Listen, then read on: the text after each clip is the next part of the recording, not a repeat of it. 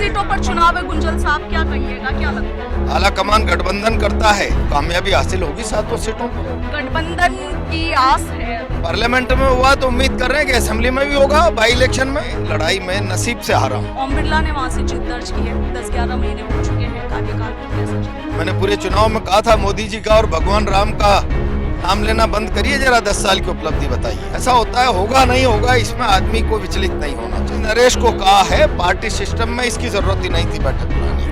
नरेश मीणा की लॉबिंग कर रहे हैं, देवली उनियारा से वो टिकट मांग रहे हैं, आप उनका साथ दें? नौजवान है, हक मिलना ही चाहिए। नशा सबान संति युवा युवा न ते ये न वदंती सत्यम।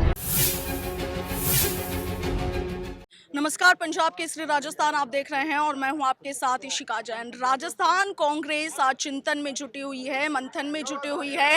राजस्थान में 7 सीटों पर उपचुनाव होने हैं, उसको लेकर के कांग्रेस जो है विचार मंथन कर रही है। सारी कांग्रेस लीडरशिप आज जयपुर में है। प्रहलाद गुंजन जो कि लोकसभा चुनाव 2024 में कोटा बूंदी क्षेत्र से कांग्रेस के प्रत्याशी रहे, वो भी जयपुर पहुंचे हैं। 7 सीटों पर चुनाव है गुंजल साहब, क्या कहिएगा, क्या लगता है? हम तो उम्मीद करेंगे 7 सीटों पर कांग्रेस, और कांग्रेस अगर आला कमान गठबंधन करता है तो कामयाबी हासिल होगी 7 सीटों पर। गठबंधन की आस है अभी भी। पार्लियामेंट में हुआ तो उम्मीद कर रहे हैं कि असेंबली में भी होगा। बाई इलेक्शन में कौन सी सीटें टफ लग रही है सातों में से? कांग्रेस? मुझे नहीं लगता कि गठबंधन करके लड़ेंगे तो कांग्रेस के लिए कोई चुनौती है। प्रहलाद गुंजन के उपचुनाव लड़ने की चर्चाएं काफी तेज थी। कोई नहीं, प्रारंभ से ही बहुत क्लियर हूं। मुझे पार्टी ने आते ही लोकसभा का प्रतिष्ठापूर्ण चुनाव लड़ाया है। मैं इस प्रतिष्ठापूर्ण चुनाव में लड़ाई में नसीब से हारा हूं। जनता के विश्वास से नहीं, शासन सत्ता की और दौलत पैसे की ताकत से पराजित जरूर हो गया हूं, लोगों के विश्वास से नहीं हुआ। और इसीलिए मैंने कोई जल्दबाजी और उतावली नहीं दिखाई है कि मुझे कोई चुनाव लड़ना है। मैं कांग्रेस पार्टी जिसको टिकट देगी पूरी ताकत से 7 सीटों पर उसको जिताने के लिए काम करूंगा। आप युवा नेता नरेश मीणा की लॉबिंग कर रहे हैं, देवली उनियारा से वो टिकट मांग रहे हैं, आप उनका साथ दे रहे हैं? नौजवान है, हक मिलना ही चाहिए। नशा सबान संति युवा युवा न ते ये न वदंती सत्यम। वो सभा ही नहीं हो सकती जिसमें नौजवान का प्रतिनिधित्व तो नहीं हो। और नौजवान उम्र से नहीं, जज्बे से, विचार से, जोश से, आक्रोश से नरेश है, उसमें कैपेसिटी। इसलिए मैंने प्रदेश को, पार्टी को कहा है ऐसे जवान को मौका दीजिए। मैं उम्मीद करता हूँ पार्टी विचार कर रही है और पार्टी जो निर्णय करेगी हम सब उसके साथ हैं, मैं भी और नरेश भी। के लिए साथी युवा लामबंद हो गए हैं। अभी पीसीसी वॉर रूम भी ये लोग जा रहे हैं, वहाँ पे बैठक हो जा रहे हैं। मैंने नरेश को कहा है पार्टी सिस्टम में इसकी जरूरत ही नहीं थी बैठक बुलाने की। हम अपना पक्ष बहुत जोर से वैसे ही रख रहे हैं और आज से थोड़ी रख रहे हैं, पिछले 1 महीने से रख रहे हैं। कभी कभी ऐसा होता है, होगा नहीं होगा, इसमें आदमी को विचलित नहीं होना चाहिए। पार्टी अच्छा निर्णय करेगी सोच विचार करके, और मुझे उम्मीद है। कोटा बूंदी क्षेत्र में आपने प्रयास किया है, संघर्ष किया है, बीजेपी में रहकर भी किया है, अब कांग्रेस में आकर भी कर रहे हैं। ओम बिरला ने वहां से जीत दर्ज की है। 10-11 महीने हो चुके हैं कार्यकाल को, कैसा चल रहा है सब? कुछ नहीं, मैंने पूरे चुनाव में कहा था मोदी जी का और भगवान राम का नाम लेना बंद करिए, जरा 10 साल की उपलब्धि बताइए।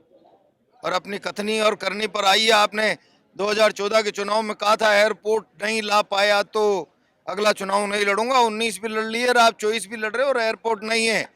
और आज भी एयरपोर्ट, जब हिंदुस्तान में भारत सरकार एयरपोर्ट की घोषणा करती है, देश में 50 तो कोटा का नाम नहीं होता। उसके पीछे कोटा की बेहद कीमती पुराने एयरपोर्ट की जमीन को खुर्द-बुर्द करना, सबकी उस पर गिद्ध दृष्टि है। हजारों करोड़ की जमीन है, उसको खुर्द-बुर्द करके 100-200 करोड़ का एयरपोर्ट बनाना कोटा के लिए उपलब्धि नहीं है। बिरला जी, आप में ताकत है तो भारत सरकार के ऑन पैसे से लाई एयरपोर्ट। जमीन बेच देंगे शहर के बीच की, हाट हृदय रेखा को, और एयरपोर्ट लेंगे। क्या एहसान करने वाले हैं आप? नो, कुछ नहीं। लोकसभा चुनाव में भारत आदिवासी पार्टी और कांग्रेस का गठबंधन हुआ था, बेसिकली इंडिया गठबंधन में, मगर अब 84 सीट से भारत आदिवासी पार्टी ने मेरे स्तर का मामला नहीं है ये। नहीं, आपने गठबंधन की बात उठाई, अब 84 में कांग्रेस किस पर विचार कर रही है, क्या करेगी? अब ये कांग्रेस आला कमान का निर्णय, मैं उस टीम का हिस्सा हूं, ना उस पर कोई बयान देने के लिए अधिकृत सातों हूं। सीटों पर कांग्रेस जीत दर्ज करवाएगी, क्या लगता हम पूरी ताकत लगाएंगे कांग्रेस को जिताने के लिए। है? कोटा बूंदी क्षेत्र से लोकसभा चुनाव 2024 में कांग्रेस से प्रत्याशी रहे प्रहलाद गुंजल को आपने सुना। नरेश मीणा जो कि देवली उनियारा से राजस्थान उपचुनाव में इस बार टिकट मांग रहे हैं, उनके लिए लॉबिंग करने यहाँ पर पहुंचे थे, युवाओं से बातचीत करी है और इन्होंने युवाओं को समझाने की कोशिश करी है। हालांकि अब देखना यही है कि कांग्रेस की आज की मीटिंग में क्या कुछ निकलकर सामने आता है, किन किन प्रत्याशियों के नामों पर मुहर लगती है, ये तो खैर वक्त ही बताएगा। मगर फिलहाल के लिए इतना ही। आपका क्या कुछ कहना है कमेंट सेक्शन में जरूर लिखिएगा। मैं आपके साथ इशिका जैन, वीडियो जर्नलिस्ट सोनू चौधरी के साथ, पंजाब केसरी, राजस्थान।